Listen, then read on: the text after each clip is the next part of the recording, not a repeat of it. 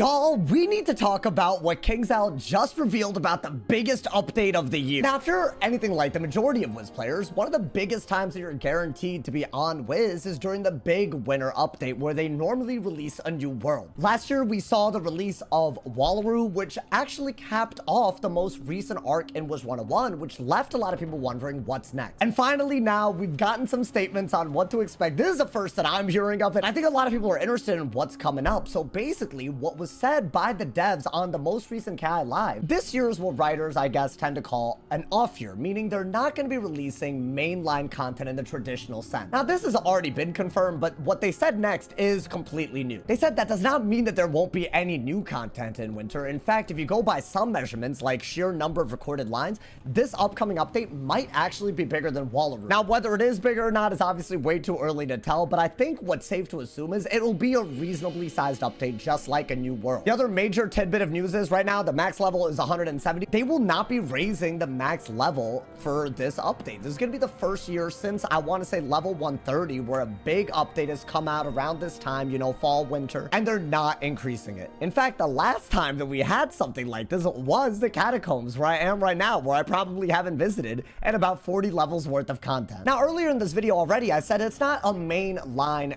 extension of, you know, like the Wiz in the most traditional sense, but this is still going to be very, very different than previous times we've had this, because it's still going to be a part of the main storyline. Meaning, if you're a max level, you're at level 170, right? This update drops, you're still going to have to do this, I would assume, to get to level 180 when the level cap is increased in the future. So unlike the catacombs, it's not optional end game content. Now, here's my main gripe with the catacombs. I think while I do love the ambiance of it, the last time that they did this, what I was really expecting was something more of, like, you know, like a few side dungeons, maybe like a few like notable characters. Maybe they like revealed something about the spiral. Really, what the catacombs ended up being was a bunch of bosses, and while the gear was really, really cool, it was characterized by a gigantic grind for the infamous alchemical extract reagent. I'm sure y'all remember this. If you needed to get dragoon gear way back in the day, you needed like 50 of these salts, and you had to transmutate those into like another 10 of something else, and you needed a bunch of extracts, like 300, and every boss only dropped like 6 to 10 extracts, if my memory serves. It was a gigantic grind,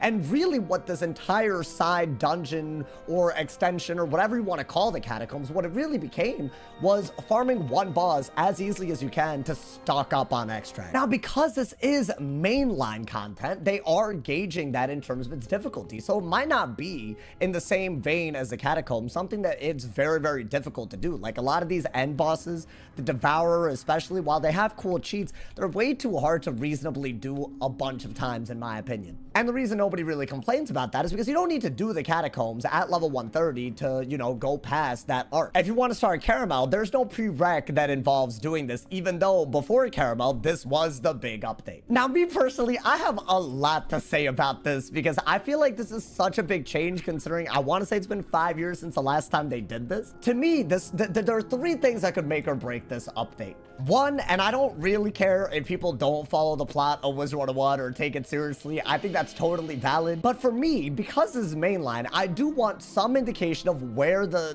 storyline is going. And way more importantly than all of that, I would like for the main villain or something to be more down to earth. I don't want some existential crisis or like some nothingness enveloping everything. I would love to see them come back to the whole idea of, like, you know, a rogue wizard or some kind of like, you know, humanoid villain that we could actually, like, you know, personify a little bit more. I think a lot of people were theorizing that because there were some tidbits here and there, especially in the most recent arc, of the fact that the wizard is from Earth, and that actually has affected the plot now a few times, that could mean that this could be a major plot line. That could be really, really cool, but again, I hope that it's more concrete, not abstract, not like, you know, trying to diss the most recent arc, but I feel like the surrealism, the abstractness, I feel like it gets away from the simple nostalgia that Wiz is. Number 2, I really, really hope that they do a better job of integrating challenge mode and standard mode, especially with this update. Now, this could be like, you know, an irrelevant point, right? But in my opinion, as someone who likes endgame content that's challenging, I think the way that they put out the Nightmare Dungeon, which is their most recent example of this, it was really, really fun for me. I enjoyed it quite a bit, right? They put out a challenge mode for a couple of weeks. It was very, very hard to beat.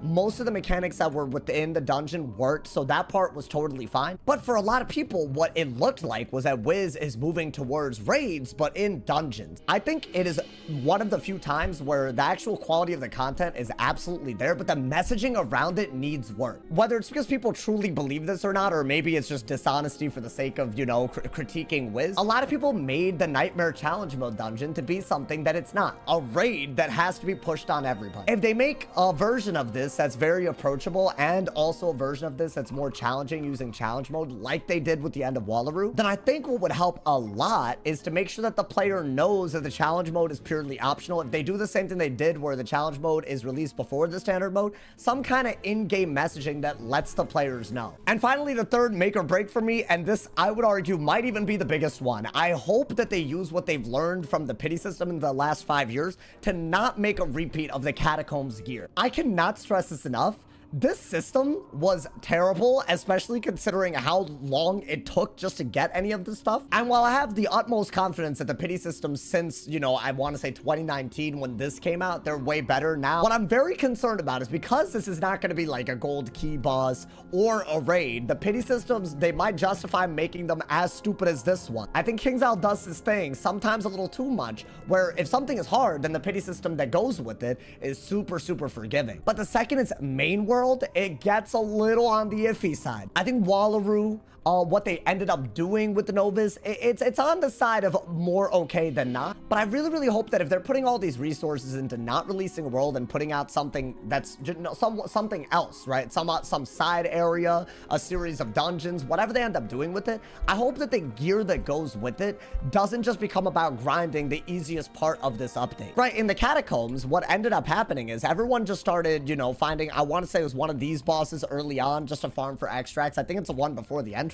to this area. But the super hard bosses like the Devourer, the dude in Avalon, I want to say his name is Satharilith, all of those are names that people probably don't even remember or care about because there was no incentive to actually do anything harder because there was no pity system that rewarded doing that. Hopefully they scale drops based on difficulty, maybe add some replayability, but not just grinding the lowest common denominator. I think that would make this, you know, this catacombs thing something that they learn from rather than something that they repeat. All in all, y'all, I think the big takeaway is, even though this is technically an off year, that doesn't mean that as players we need to expect any less content. I do think that's something I was personally concerned about. I was thinking, is this just going to be like a quality of life change? And while yes, that's good, is that good for the health of the game when the gigantic portion of the player base is used to big updates at least once every year? And if that was a concern that you shared with me, I think the good news is that's really not what this is going to be. I think we're going to see something probably way more fleshed out than catacombs, probably overall around the size of a world, and probably that uses a lot of the lessons that they've learned to make the game a lot better in the last 5 years. Let me know what you guys are expecting out of whatever this is. Are y'all expecting a world like Winter Tusk, a series of dungeons like Aquila, or are you expecting something like Catacombs? And what do y'all want out of the update in terms of things like gear and spells? I look forward to reading all of y'all's comments. Stay awesome, y'all. See y'all soon. And yeah.